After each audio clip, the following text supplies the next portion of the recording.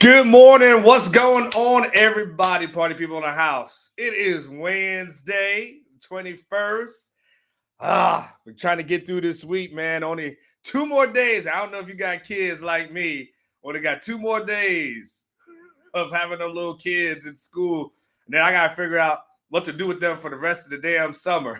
But I hope everyone's doing well. It's good to see all of y'all here, all of y'all that are here in the chat so far. I've got some really good, I think, fun Texas topic for us to really dive in and get into today. So good morning to everybody who's here. I know Money B is usually always in the house. My man Court, just another fragrance review is in the house. Man, I before we get into stuff, props to just another's fragrance reviewer. Y'all don't know him. I know him a little bit. My man has been on a weight loss journey. My dude, I don't. Court, you gotta tell everybody how many pounds you have dropped. But my man, my man went from like looking like Biggie Smalls to now he trying to my man's going out there to the beach. He's flexing and everything, man. My dude looks good. So props to you in your weight loss journey, man. Let everybody know you should be proud of yourself. Like the weight that you lost, he had like back problems, all kinds of stuff, and the dude is. I'm like, yo, man, like, congratulations to you, man. Keep it up, Mark Anthony. Good to see you in here. That's how much, man. Look, dude has lost 200 and 220 plus. That's amazing, man. I just give yourself a round of applause there for being able to do that, man. That's 100. That's just amazing stuff. Rodolfo's in the place. Onward son's greater than a blocker. Hey, I want to show you some videos of my youngest son. And he's we'll get into that. We'll do that on Friday, on a fun Friday. I'll put something together and I'll show you all some good stuff with him. Rodolfo, the biggest hater in the house, is here. So congratulations to everybody here. And yes, Michelle, that is amazing. 220. That's fantastic. Just fantastic. Sometimes it just helps real quick. Sometimes it just helps to tell people what you're doing and the things that you're working on in life, because you just, never know when you may inspire somebody. All right. So let's get into it, y'all. So let me set it up by this. Let me set it up by saying this. One of the biggest talking points that we've had over the last couple of weeks. Look at them. See, Court, everybody giving you a little bit of love, man. Just another favorites reviewer. Which, by the way, y'all can see if you ever see his YouTube channel. And that, he was big. He had the big man towel. No, I'm just messing with you. Had that big man towel though on the shoulder. The big man towel. Do his thing though. So one of the biggest talking points over the last couple of weeks has centered around Quinn.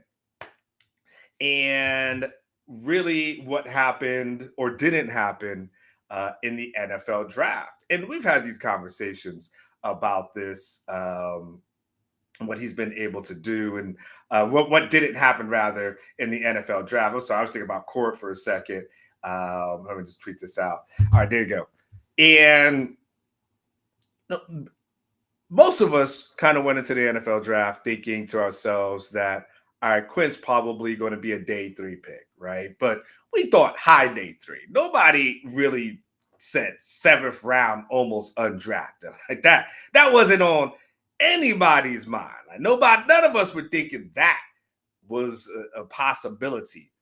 But then it happened, right? And it was kind of a little bit of a shock for a lot of us, right? Because when you start thinking about what the expectations were for Quinn coming out of high school, that was not it, right? That we and I don't want to rehash or go through everyone's history, but you're well aware of him being the number 1 high school prospect coming out, skipping his senior season basically to enroll into Ohio State.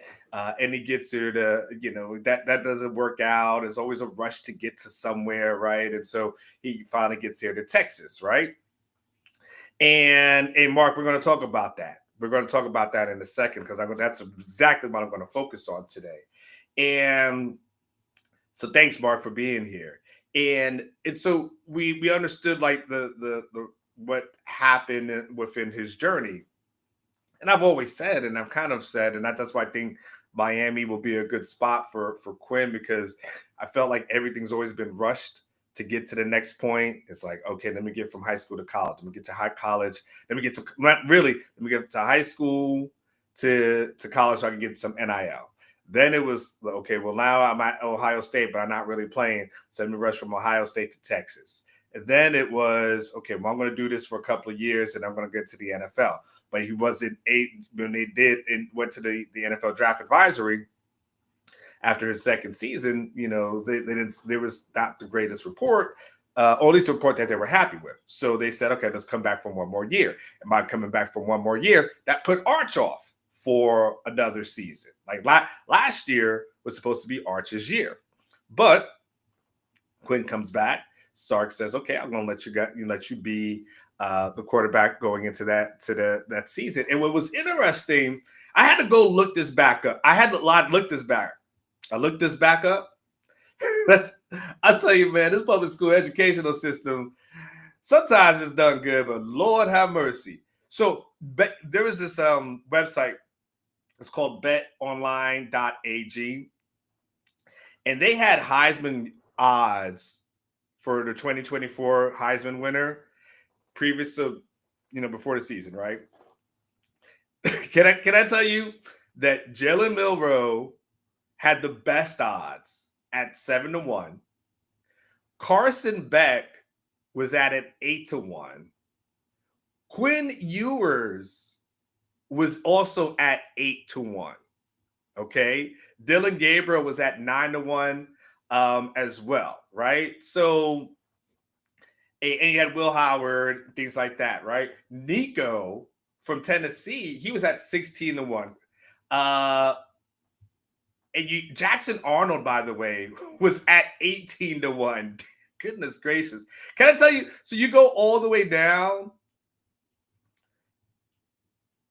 Travis Hunter was actually at a 50-1. He had 50-1 odds. Good morning, DC. Travis Hunter had 50-1 odds. If you would have put money on Travis Hunter as opposed to Quinn, you would have made a whole lot of money at that point, right? Who knows? But that's the thing that happens, right?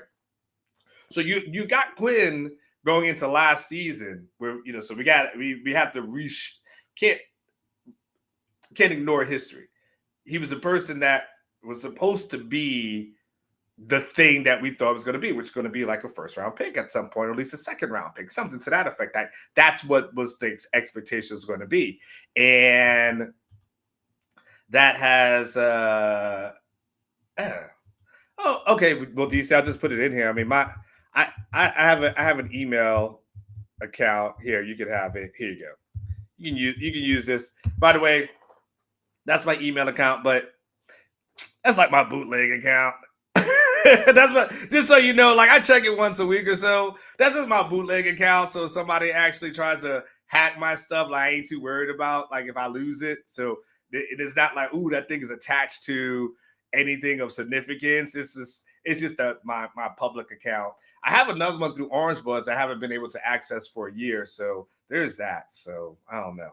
Anyway, so long story short, so we get into last season. Right, we get into last season, and before we get into last season, let me start before that. And we go into the spring, and Sark is like, "Hey, there's not going to be a quarterback controversy. Quinn's my guy. There's not an open competition, right? So, Arch, you're going to have to wait."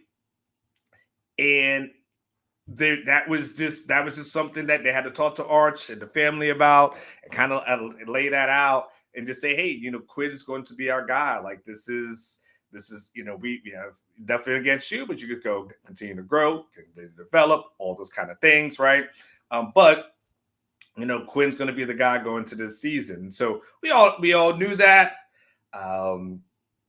Even though people would try to speculate that there would be some sort of quarterback controversy. By the way, y'all, I'm going somewhere with all this. I just got to lay the foundation real quick before we get into what the heavy lifting is. What's up, Top? Coach Top over here. You've been chill on them streets, Top. So I like it. I like it. I ain't heard your name in a long time, so that's good, Top. Top a fool, by the way. I like him, but he a fool. He a fool though.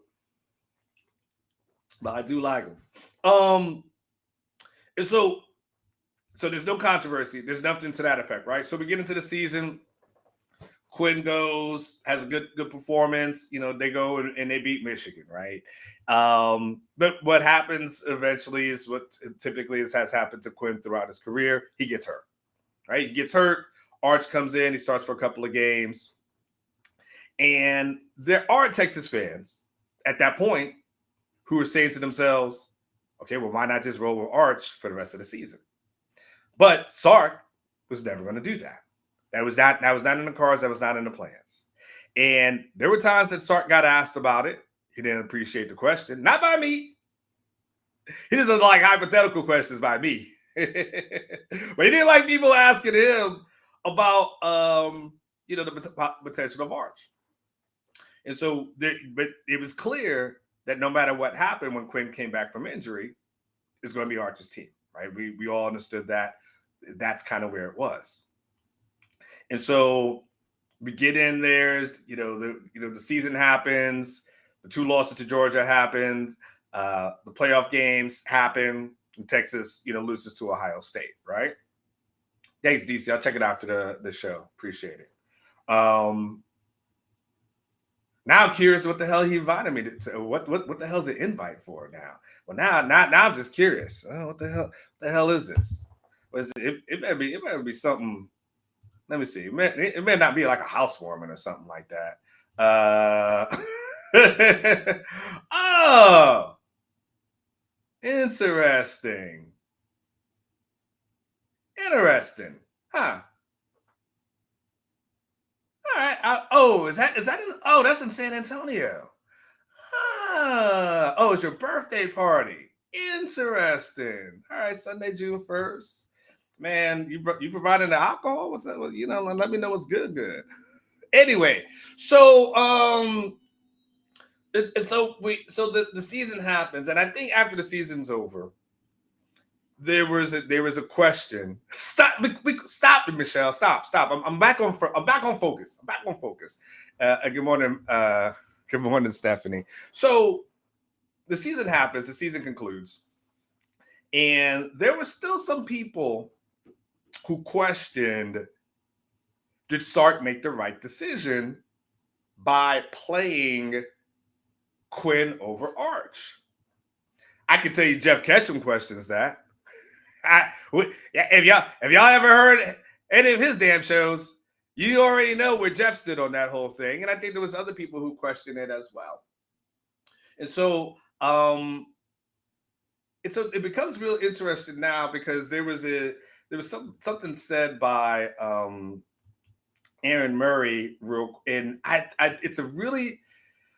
there's been a lot of people talking about what he said, and some of you guys are gonna say, "Who the hell is Aaron Murray?" I'll give you the background on him because I believe he's on SiriusXM, and he basically used what happened last season kind of as the reason to question Arch Manning. So who the hell is Aaron Murray? Okay, let's start there. Because before I play the clip, I want you to kind of get to that. Who the hell is this guy that's giving his opinion? Ironically, it's a small world. It's a really small world sometimes. I know Aaron Murray. In fact, I knew Aaron Murray. And when I say no, I knew of him more so than anything else. But I knew Aaron Murray because he's from Tampa. And as y'all know, I was from Lakeland, which is outside of Tampa. It's more like a country, smallish kind of city.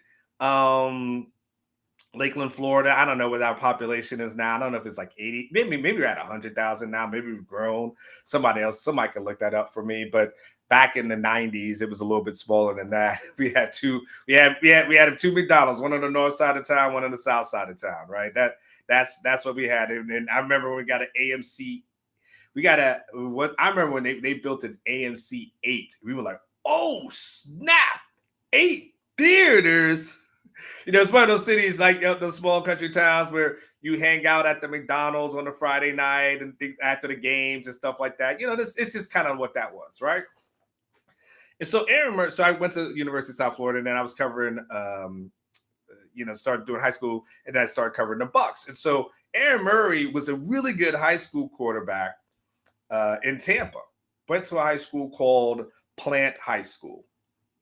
Plant High School, for y'all, it's kind of, I would say it's like the Westlake equivalent, right? Suburban school, predominantly white school. People don't give them enough credit because they are a predominantly white school, but they are a kick-ass football program that goes out and kicks the asses of just about everybody who's out there, right? That kind of thing. So it's like that don't judge a book by its cover kind of thing, right? So that's kind of what the equivalent is. And then, so he was a really, really outstanding quarterback at Plant. I believe they won a state championship at some point during his career. I was covering the Bucks at the time, so I knew who he was, just living in the same city. But that's kind of extent of it. He goes to Georgia, has a pretty good career over there in Georgia, and then I believe he does get drafted at some point, 5th round pick. Kind of was a backup for a couple of years, and it kind of bounced around, and then that's it. So Aaron Murray, from a quarterback perspective, has some really good knowledge, right? And I'm, like I said, I'm familiar with him. I'm not friends with him, but I'm very familiar with him. And again, guys that I covered before him, like they had a kid by the name of Robert Marv that played there at that high school before Aaron Murray. Was a guy by the name, y'all remember Mike Williams, this receiver from USC. Who got drafted, kind of decided he wanted to skip him and Maurice Clarett. That thing didn't work out. And then he goes to the Detroit Lions. So it's kind of, they got that kind of thing going there. So anyway, he's given his opinion yesterday or the day before, something like that. And I'm going to play for you what he said. And let's just break it down for a second, because I think there's some interesting things that you guys are probably not going to agree with, but we're going to go ahead and give him the FaceTime here. Let me see if I can maximize this. I'll take you guys down, and then you guys, well, I don't know if I should take it down. Maybe I should minimize it. I'll minimize it because I think that'll help me with my not getting a copyright strike. But here you go. I am not sold like so many other people are that this guy is like going to be the number 1 pick in the NFL draft, that he's going to just be unbelievable, that he's going to be the next coming of Payne and Eli, but that's mobile. Like, I'm like, you know what? And I said this last year during the season too, because I was a big fan of Quinn Ewers heading into the season. I thought Quinn did some good stuff at times last season, but let's be honest, Texas had probably the 2nd or 3rd best roster in America. Probably the 2nd or 3rd. Why were they not competing for a national championship? Is because Quinn was holding them back. Quinn did not perform to the level that I thought he could. And then you see now in the NFL draft, I mean, he gets drafted in the 7th round. So even NFL scouts are saying like, this guy's just maybe not as good as anticipated coming out as a recruit, or maybe even 2 years ago. So all in all, Quinn Ewers had a disappointing season, and it reflected in his draft stock. If you are so good, and everyone has you projected number 1 pick in the NFL draft come 2026, why in the hell are you not playing above a 7th round quarterback? If Steve Sarkisian knows what he's doing, and he knows how good their roster is, which I've talked to a lot of coaches at a lot of different teams, and I asked them, like, what are the top rosters? Ohio State, Texas, probably Georgia.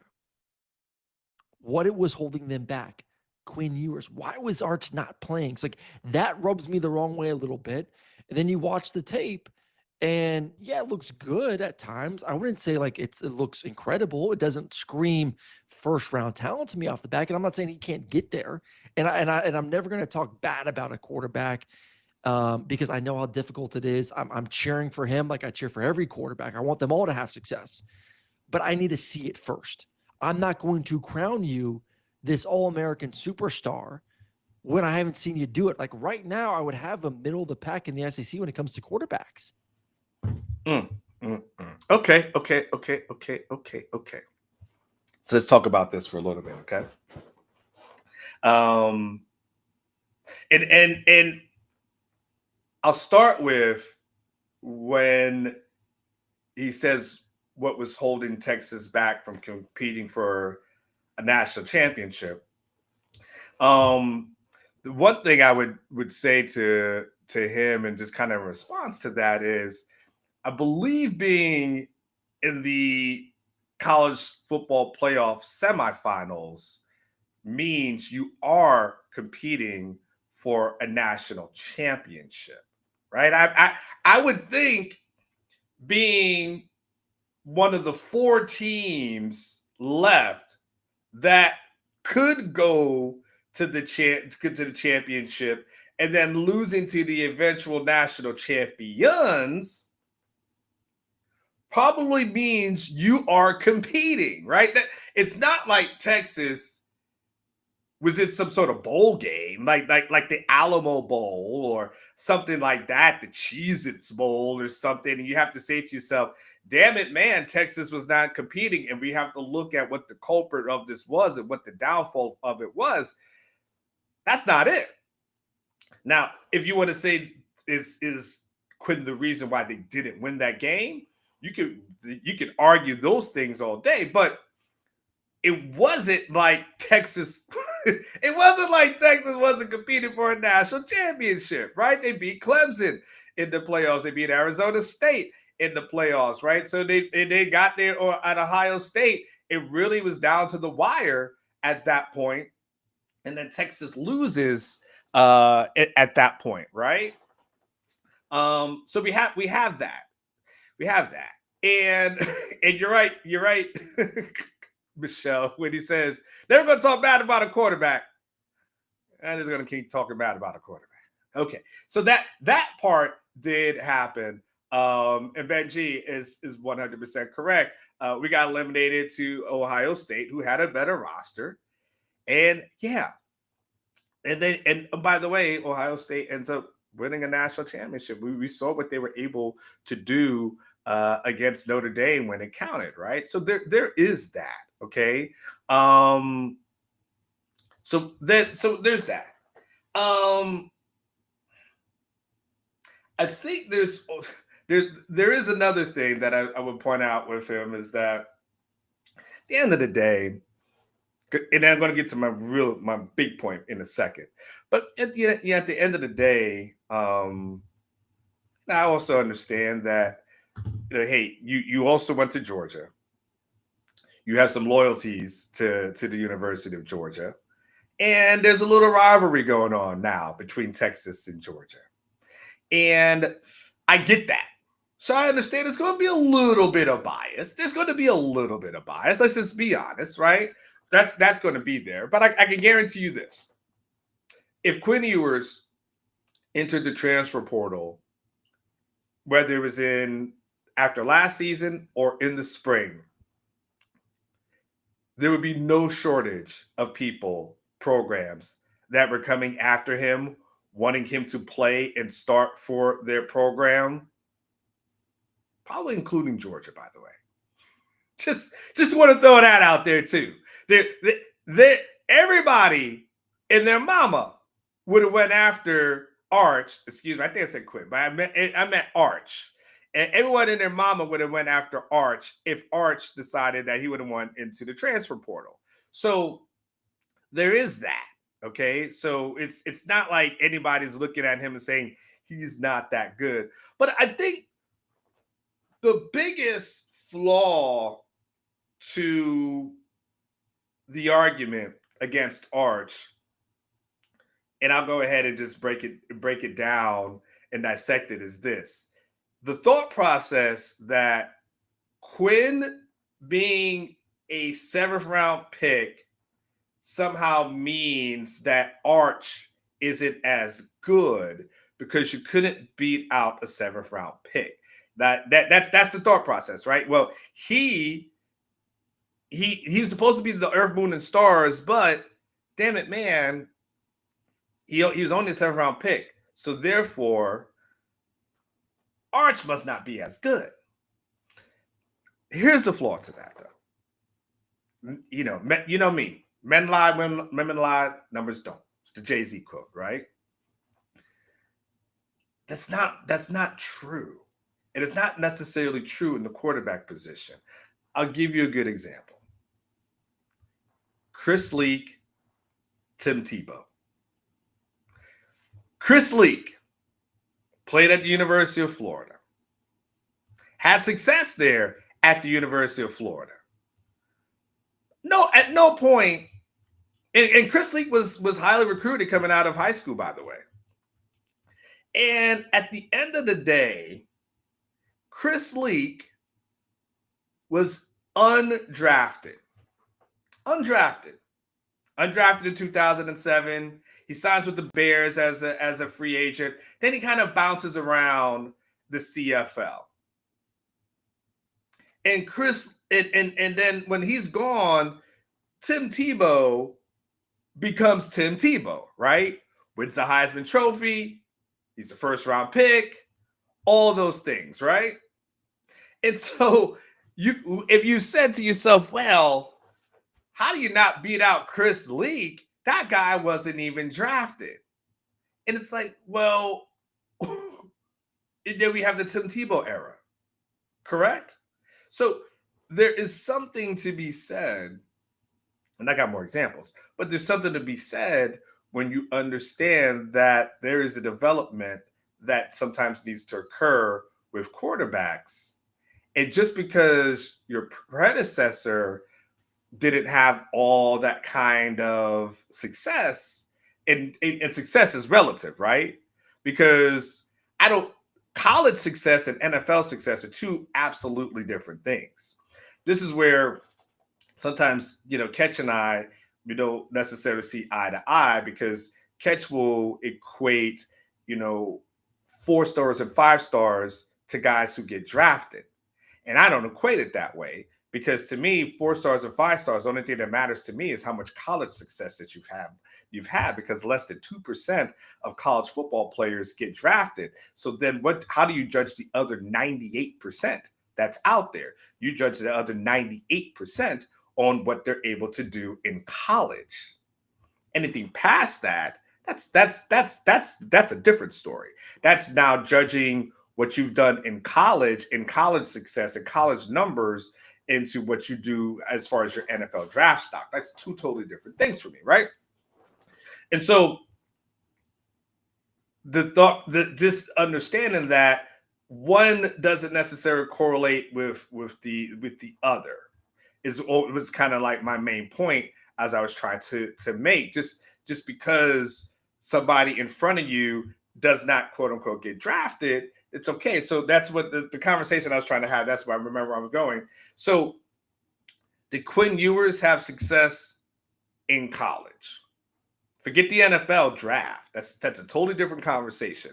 Did he have success in college? The answer is yes. The answer is yes. At the end of the day, Quinn helps this team win a Big 12 championship. That happened. He broke records in that game. We can't say that he didn't play a part in that. And Quinn was the quarterback of a team that went to the semifinals in back-to-back years. Could it have been a more of a Heisman season? Of course. But if you say he didn't have success in college, you would be lying to yourself. Could it have been better? Yes, of course. We know that. And we know what the highs look like, and we know what some of the lows look like. But at the end of the day, Sark would tell himself, hey, this was good enough to be a good college quarterback. And that's all I need you to be. That's all I need you to be. I just need you to be a good college quarterback. What you do after college, that's on you. I just need you to be good right here, right now. So where Quinn was drafted is not necessarily a reflection on Arch, in my opinion. And like again, I can give it's kind of like, you could go to, okay, well, guys that somebody, you had to sit behind for a second. Like it took a sec, we're so I mentioned the Tim Tebow thing, right? And where that was. You could look at guys who had to sit behind like other folks, and it's like, well, Kenny Pickett sat behind, some guys. I think it was Ben DiNucci. But nonetheless, what happened with, Kenny Pickett when he was there, he ends up being a first round pick, right? DiNucci, I think, was either undrafted or he was like a seventh round pick, right? Michael Penix had to wait at his turn before he was actually able to get into Indiana, right? It took a second, at that point. And then Michael Penix ends up taking off. I think he's sitting behind like Peyton Ramsey at some point, and Peyton Ramsey gets undrafted, right? And so you see that, like Stetson Bennett sat behind, I think he was like behind DeJuan Mathis for a second, behind JT Daniels, but JT Daniels ends up being like a first round pick. But you see Stetson Bennett, and then eventually, what's Stetson Bennett do? He leads Georgia to back-to-back national championships, and he's a fourth-round pick, right? And so just because someone's draft stock isn't great doesn't mean the person behind them is not going to be good at some point. It just means that they're waiting their turn. And the thing about the quarterback position, this is interesting because Aaron knows it pretty well, but the thing about the quarterback position is that there is something to be said for learning, growing, and developing and not being thrown out there too early. And it's okay, and it's not an indictment if you say to yourself that I want to make sure this person's 100% ready. And so I'm not going to rush the process, and I'm not going to rush the growing and development process. So, hey, if I want to make sure that, hey, Quinn, continue to do what you do. I think we can work around this. No problems. You do you, but we're still going to have Arch here. And, Arch is going to come in. He's going to have some packages. He's going to have an opportunity to start in a couple of games. He's going to play second half of games, all those kind of things. It's not the worst thing in the world. But there was a sense of loyalty, I think, that Sark did have as relates to Quinn, and benching him mid-season. I think he would have known that this would kill his draft stock. It would now. In hindsight, we don't know how much lower it would have gotten, but this could have definitely been detrimental to the young man. So I also think there was a sense of loyalty, which is not the worst thing in the world. It's not the worst thing in the world. And again, Texas still gets to the playoffs. Like it's not like Texas didn't get to the semifinals with Quinn as the quarterback. I do think Sark had a sense of loyalty. Some of you may question if he was too loyal or not, but I do believe he did have a sense of loyalty to there. Or to him. But I also think this one of the things that's important to know is if Sark was doing the wrong thing, I think the Manning family would have said, you know what, we out. If they felt like, you know what, because they knew in spring of last year who the starting quarterback was going to be. And if they had and they felt like the wrong thing was being done, well, they would have pulled the plug. And they would have said, we ain't staying around for this. This is a clown show. But the thing about that family is they understand how important it is for a quarterback's long-term career to not rush the process. They understand. We don't rush the process. I remember it was communicated to me several years ago, a few years ago, I guess, 3, 4, whatever. That can't be that many. but ever. But when Arch was verbally committed, it just communicated to me like the family thought process was he's got 5 years of eligibility. We'll see what happens, but there's never going to be a rush to get to something, right? So that's even when Murray talks about, he might be the first overall draft pick in 2026. As of this summer, as of what we're talking about right now, and again, without the season being played, coming out after this year is not even anything that's on anyone's thought process. I mean, and again, it's been communicated. In my understanding, is that within those circles, he's only got 2 starts. Doesn't even make any sense to have that conversation. The thought process is the NFL wants to see you in about 30 games.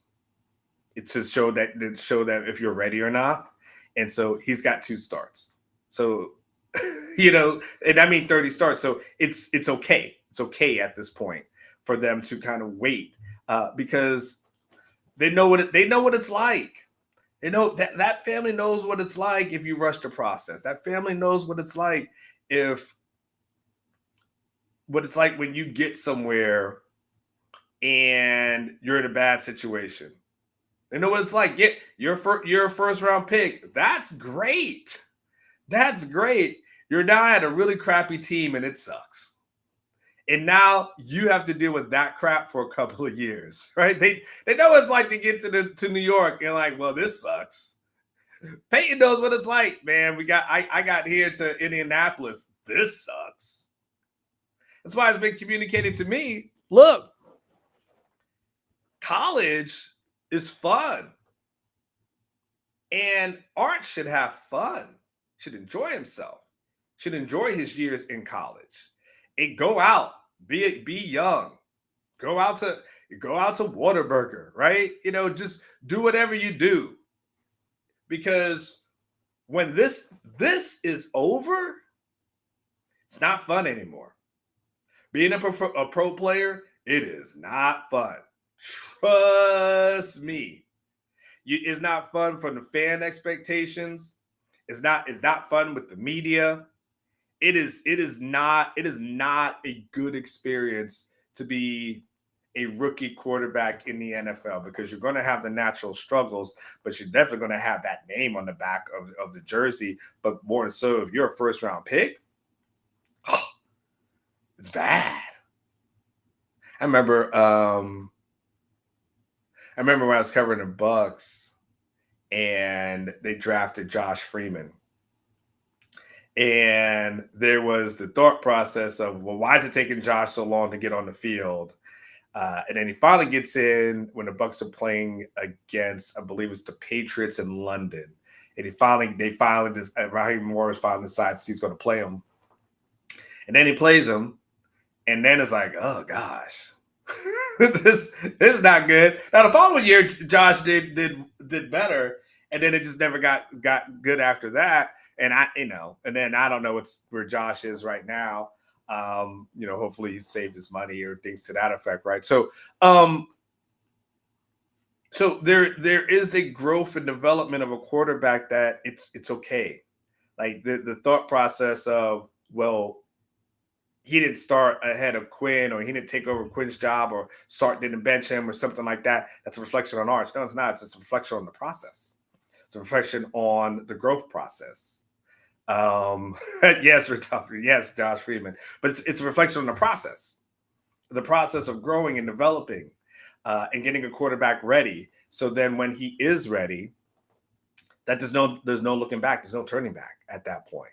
That for sure that it's ready to go. And again, you might be good to go, but who's to say that Quinn Ewers is equivalent to Chris Leak, and Arch Manning could be the equivalent of Tim Tebow at some point, right? And Tim Tebow came into out of high school with all that hype, and Tim Tebow was sat behind someone in college, somewhat similar, by the way.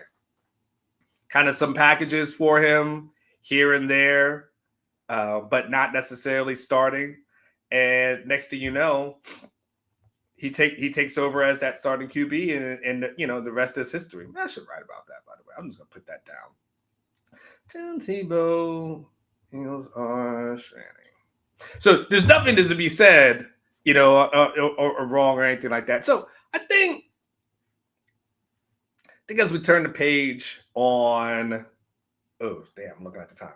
I think as we turn the page on Quinn and his era here, I think I would say a couple of things. Don't define what Quinn was able to do simply on where he was drafted. I think that's a narrow-minded view. I think that you can't surmise someone's career based on where they eventually were drafted. Like I don't necessarily think that's an accurate reflection. I think Kit Quinn was a good quarterback at Texas. Was he great? No. Was he a good quarterback? Sure. Was he good enough to keep Texas in games? Sure. Could he have been better in a couple of games? Sure. Right. But should we look back on it and say, ugh, well, that was an absolute failure? No, not for a team that went to the semifinals for 2 straight years. That doesn't make any sense. I don't think it was an absolute failure by any stretch of the imagination.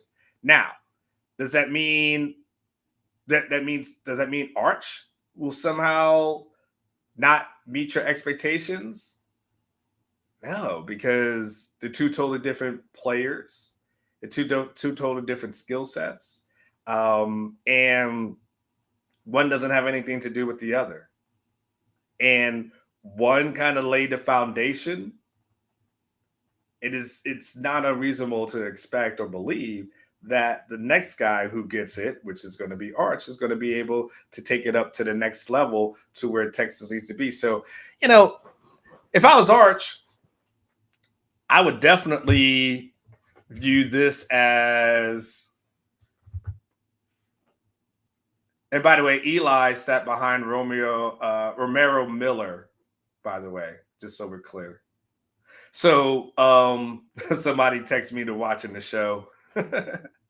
Somebody texted me watching the show, and it just texted that to me as another example, right? So it's a interesting topic, but at the end of the day, growing, developing, all those kind of things, it's not the worst thing in the world. And I'm pretty sure Steve Sarkisian knows a little thing about how to develop a quarterback and make them right or get them to where exactly they need to be. Was Cody Carpentier in my chat, though? Cody was in here. I was thinking about Cody. I was like, Cody, it's good to see you. I was like, damn.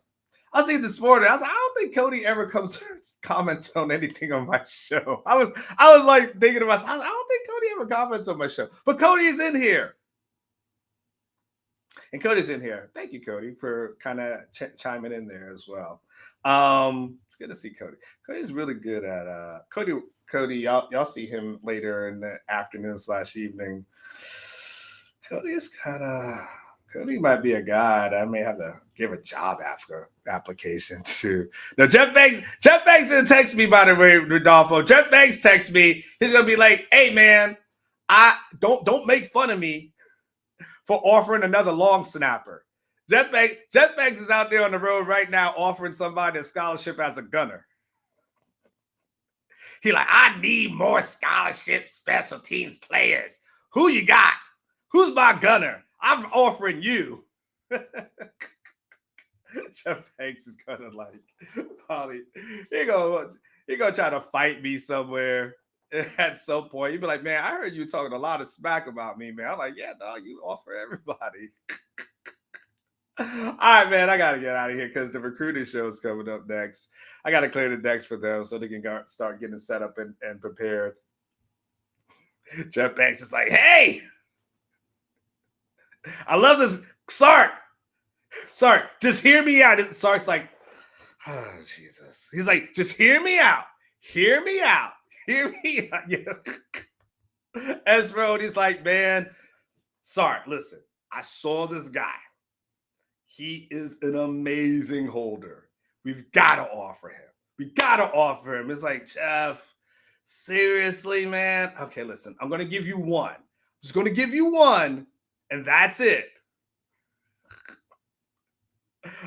Watch. When the one time you see Jeff Banks get allowed when he's gonna get interviewed before the season, and y'all see that there's some like confrontation between me and Jeff Banks, just know that someone had told him what I said on the show, and he probably hates me. All right. Anyway, let me get out of here. Listen, it was a fun conversation. Go back and listen to the beginning of it if you had not had a chance to do so. Remember, I always say, live each day like it was your last. One day it will be. Aaron Murray, I still got love for you. Aaron Murray, if you ever want to talk, we can talk. But I still got love for you. You're still a good, very good high school player and good college player as well. I respect you. Just kind of disagree with you. Go out and do something special for yourself. You absolutely deserve it. Y'all take care.